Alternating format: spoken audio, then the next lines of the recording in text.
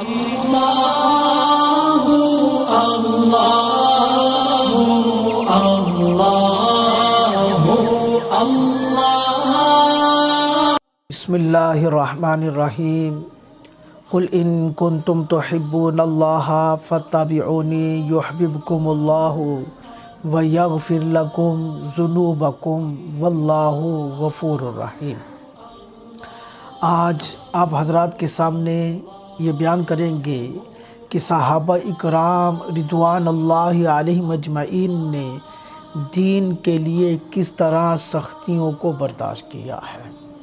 حضرت ابو رافع بیان فرماتے ہیں، حضرت عمر بن خطاب رضی اللہ تعالی عنہ نے ملک روم کی طرف ایک لشکر روانہ کیا، جس میں سرکار صلی اللہ علیہ وسلم کے صحابہ میں سے ایک صحابی حضرت عبداللہ بن حذیفہ رضی اللہ تعالی عنہ بھی موجود تھے۔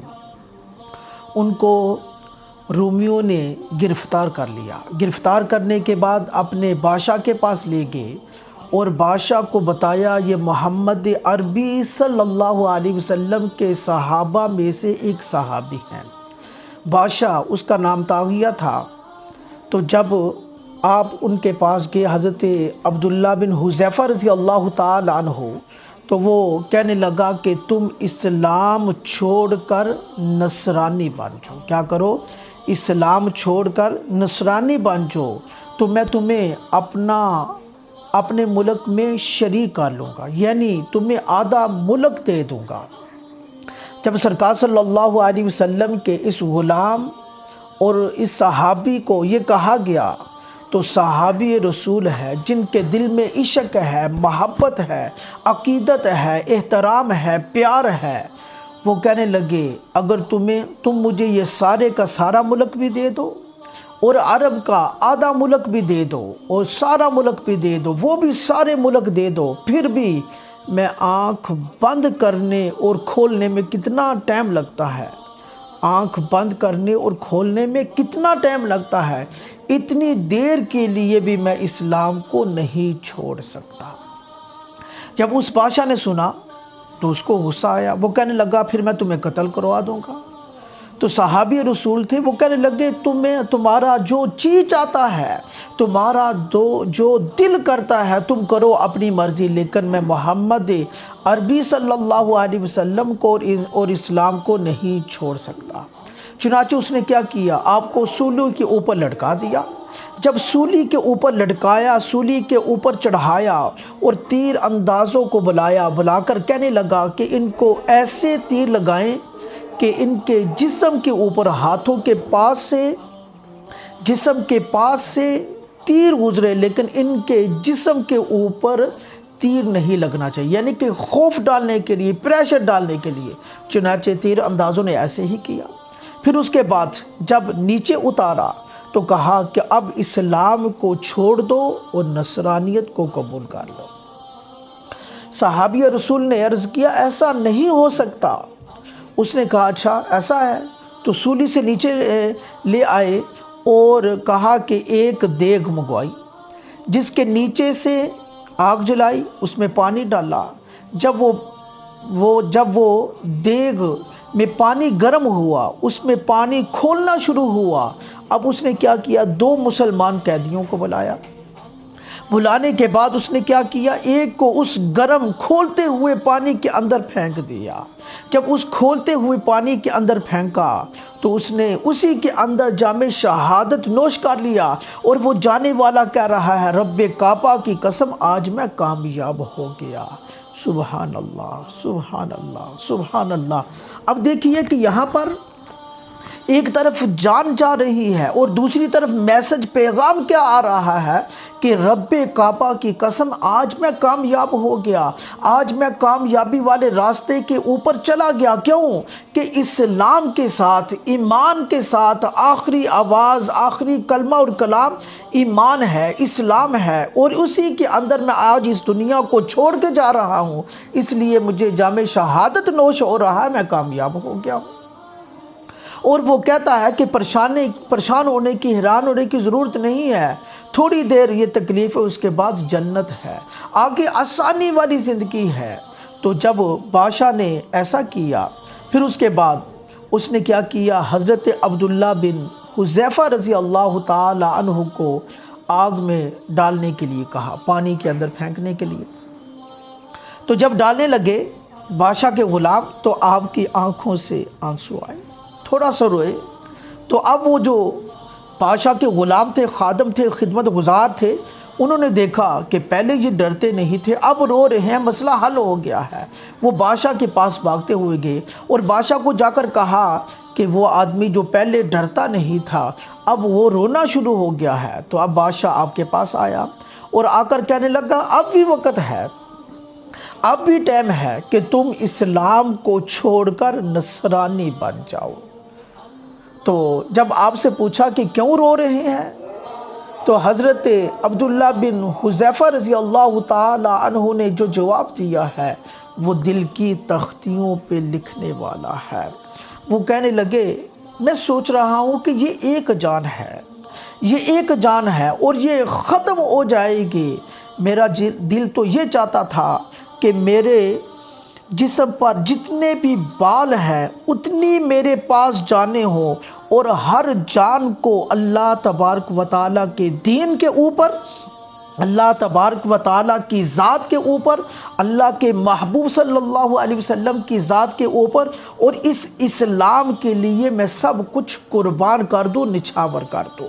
جب اس بادشاہ نے یہ سنا تو بڑا متاثر ہوا، بڑا حیران ہوا، بڑا پریشان ہوا کہ یہ کیا معاملہ ہے۔ وہ ایسا متاثر ہوا، اس نے ایسا اثر لیا، وہ کہنے لگا کہ ایک بار تم میرا بوسہ لے لو، میرے سر کا ایک دفعہ بوسہ لے لو، میں تمہیں چھوڑ دوں گا۔ صرف اس وجہ سے کہ ایسا جذبہ، ایسا شوق، ایسی محبت، ایسی عقیدت، ایسا عشق۔ تو کہنے لگا ایک دفعہ تم میرے سر کا بوسہ لے لو، میں تمہیں چھوڑ دوں گا۔ صحابی رسول تھے، کہنے لگے نہیں، میں اکیلے نہیں بلکہ تمام صحابہ جو قید کے اندر ہیں تم ان کو بھی چھوڑو تو پھر میں اس بات کو ماننے کے لیے تیار ہوں۔ وہ کہنے لگا مجھے سودا منظور ہے۔ تو اب آپ سوچنے لگے یہ چونکہ کافر ہے، چونکہ مشرک ہے، ایمان والا نہیں ہے، اس کو میں بوسہ کیسے دوں؟ دل ایمان قبول نہیں کرتا، لیکن اس میں مسلمانوں کے بچنے کا فائدہ ہے، ان کے لیے آسانیاں ہیں، تو ان کی آسانیوں کے لیے یہ کام میں کر دیتا ہوں۔ چنانچہ آپ نے اس کو بوسہ دیا۔ تو جس وقت حضرت عبداللہ بن حذیفہ رضی اللہ تعالی عنہ نے اس بادشاہ کو بوسہ دیا، اس نے تمام جو قید کے اندر قیدی تھے آپ کے حوالے کر دیے۔ اب صحابہ اکرام کا یہ لشکر حضرت عمر بن خطاب رضی اللہ تعالی عنہ کے پاس پہنچا، تو حضرت عبداللہ بن حذیفہ رضی اللہ تعالی عنہ نے ساری بات بتائی، ان میں سے یہ واقعہ بھی بیان فرمایا۔ تو حضرت عمر بن خطاب رضی اللہ تعالی عنہ سمجھ گئے کہ حضرت عبداللہ بن حذیفہ رضی اللہ تعالی عنہ کے دل میں یہ تکلیف ہے، پریشان ہے کہ میں نے ایک کافر کو بوسہ دیا ہے۔ تو آپ نے فرمایا کہ تمام صحابہ کے اوپر لازم ہے، تمام صحابہ کے اوپر ضروری ہے کہ وہ حضرت عبداللہ بن حذیفہ رضی اللہ تعالی عنہ کے سر مبارک کا بوسہ لے۔ تو پھر سب سے پہلے حضرت عمر بن خطاب رضی اللہ تعالی عنہ خود کھڑے ہوئے اور آپ نے کھڑے ہو کر حضرت عبداللہ بن حذیفہ رضی اللہ تعالی عنہ کو بوسہ دیا۔ جب آپ نے بوسہ دیا پھر تمام صحابہ اکرام نے آپ کو بوسہ دیا۔ اب دیکھیے کہ صحابہ اکرام رضوان اللہ علیہم اجمعین سولی پہ چڑھ رہے ہیں، گرم پانی میں جا رہے ہیں، آگ کے اندر جا رہے ہیں، پریشانیاں آ رہی ہیں، کوڑے کھا رہے ہیں، لیکن اسلام سے دین کو نہیں چھوڑا، اسلام کو نہیں چھوڑا۔ اللہ کی محبت اور اس کے محبوب صلی اللہ علیہ وسلم کی محبت اور اسلام اور دین کی محبت ان کے خون کے اندر رچ بس گئی تھی۔ آج ہم بھی ہیں، اسلام سے محبت کا دعویٰ کرتے ہیں اور ہم کہتے ہیں کہ ہم مسلمان ہیں، ہم کلمہ پڑھنے والے ہیں، ہم سرکار صلی اللہ علیہ وسلم کا امتی ہیں، لیکن ہمارا عمل کیوں خلاف ہو جاتا ہے؟ ہم کہتے ہیں کہ مسلمان ہیں لیکن نماز نہیں پڑھتے، ہم کہتے ہیں کہ اقرار باللسان اقرار کرتے ہیں وہ تصدیق بالقلب نہیں کرتے، زبان سے کہتے ہیں کہ کسی مسلمان کو تکلیف نہیں دینی چاہیے لیکن اپنے عمل سے دوسرے مسلمان کو تکلیف دیتے ہیں، ہم زبان سے کہتے ہیں کہ جھوٹ نہیں بولنا چاہیے لیکن اپنے عمل سے، اپنے قول سے، اپنے فعل سے ہم جھوٹ بولتے ہیں، یعنی کہ جب کوئی مسئلہ ہوگا، تھوڑی سی پریشانی، تھوڑے سے مسائل آئیں گے، ہم جھوٹ بولیں گے۔ ہم کہتے ہیں کہ کسی کا دل نہیں دکھانا چاہیے لیکن جب وقت ملتا ہے، جب ٹائم آتا ہے تو ہم دوسرے مسلمان کو تکلیف دیتے ہیں، جبکہ حدیث پاک میں ہے کہ المسلم من سلم المسلمون من لسانہ و یدہ، فرمایا کہ مسلمان وہ ہے کہ جس کے ہاتھ اور زبان سے دوسرے مسلمان محفوظ ہوں۔ ہم نے سن لیا، آپ نے سن لیا، سماعت کر لیا، بار بار سن لیا، لیکن عمل کیا ہے ہمارا؟ آج عمل سے ہم خالی ہیں۔ ہم کہتے ہیں کسی کو تکلیف نہ دے لیکن جب موقع ملتا ہے تو پھر ہم اس موقع سے فائدہ اٹھاتے ہیں۔ شیخ سعدی شیرازی رحمۃ اللہ علیہ، آپ کی عمر مبارک 120 سال ہوئی ہے۔ پہلی عمر کے بارے میں لکھتے ہیں 4 سال عمر عزیزت گزشت، مزاجی تو از حال طفلی نگشت۔ وہ فرماتے ہیں کہ میری پیاری عمر کے 40 سال گزر گئے، مزاجی تو از حال طفلی نگشت، تیری حالت بچوں والے عمل، بچوں والا فعل۔ تو پھر کیا کرتے ہیں؟ آپ نے 40 سال علم حاصل کیا ہے، پھر 40 سال اسی علم کو پڑھایا ہے، آپ کی 120 سال عمر مبارک ہوئی ہے۔ تو پھر اس کے بعد آپ لکھتے ہیں کہ ایک پہلوان 40 کلو کا، 50 کلو کا، 100 کلو کا وزن اٹھا لیتا ہے۔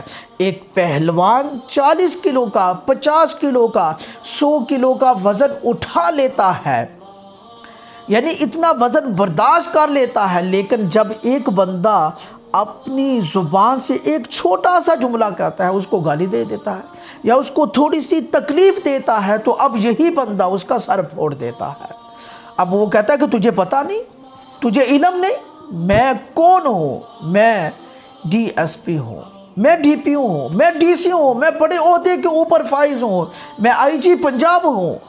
تو نے میرے باپ کو گالی دی ہے، تو نے میرے بھائی کو مارا ہے، میں تمہیں بتاتا ہوں میری طاقت کیا ہے۔ ایک گولی سے آدمی مر جاتا ہے، ایک گولی مارنے سے آدمی مر جاتا ہے، یہ پورا برش لگائے گا، پھر بھی کہے گا کہ میرا سینہ ابھی نہیں تھڑا، ابھی بھی مجھے ٹھنڈک محسوس نہیں ہو رہی۔ نہیں، ایسے نہیں، ایسے کرنا چاہیے تھا۔ اللہ کے بندو، صحابہ اکرام رضوان اللہ علیہم اجمعین نے تو دین کے لیے قربانیاں دی ہیں، مشکلات برداشت کی ہیں، سب کچھ قربان کر دیا ہے، لیکن دین کے اوپر، اسلام کے اوپر آنچ نہیں آنے دی۔ اللہ کی محبت میں اور اس کے محبوب صلی اللہ علیہ وسلم کی محبت میں فرق نہیں آنے دیا۔ آج ہم مسلمان ہیں، رات کو سوتے ہیں، نوجوان کیا کرتے ہیں؟ ایک پیکج لگاتے ہیں، باتیں کی، صبح گوڑتے ہیں، نماز کا ٹائم نہیں ملا کیونکہ رات کو پیکج لگایا ہے۔ تو صحابہ پیکج نماز والا لگاتے تھے، صحابہ پیکج قرآن پاک والا لگاتے تھے، صحابہ پیکج درود پاک والا لگاتے تھے، صحابہ پیکج رات کو اللہ پاک کی بارگاہ میں کھڑے ہونے والا لگاتے تھے، گڑ گڑانے والا لگاتے تھے، رونے والا لگاتے تھے۔ اسی لیے اللہ تبارک و تعالیٰ نے فرمایا رضی اللہ عنہ و رضوا عنہ، کہ وہ اللہ تعالیٰ سے راضی اور اللہ تبارک و تعالیٰ ان سے راضی ہو گیا۔ یہ عظیم جماعت ہے، یہ بڑی شانوں والی جماعت ہے، انہوں نے اسلام کے اوپر آنچ نہیں آنے دی۔ آج ہم بھی اسی نبی کو ماننے والے ہیں، اسی اللہ پاک کو ماننے والے ہیں، اسی کلام پاک کو پڑھنے والے ہیں، لیکن آج ہماری زندگیوں میں انقلاب نہیں، تبدیلی نہیں، ہم بدلتے نہیں۔ کیوں؟ کہ آج ہم زبان سے کہتے ہیں، اقرار باللسان، زبان سے کہتے ہیں، قلب کے ساتھ اس کی تصدیق نہیں کرتے۔ کہتے ہیں یہ کرنا چاہیے، کہتے ہیں کرتے نہیں۔ علم ہے عمل نہیں، تو جب تک عمل نہیں ہوگا تو پھر فائدہ بھی نہیں ہوگا۔ اس لیے حضرات محترم کوشش کرنی چاہیے، صحابہ اکرام کی زندگیوں کو دیکھیں، اہل بیت اطہار کی زندگیوں کو دیکھیں، صوفیہ اکرام کی زندگیوں کو دیکھیں، اولیاء اکرام کی زندگیوں کو دیکھیے کہ انہوں نے کس طرح اسلام کے لیے، دین کے لیے کام کیا ہے، کس طرح انہوں نے للہ اللہ پاک کی رضا کے لیے کام کیا ہے۔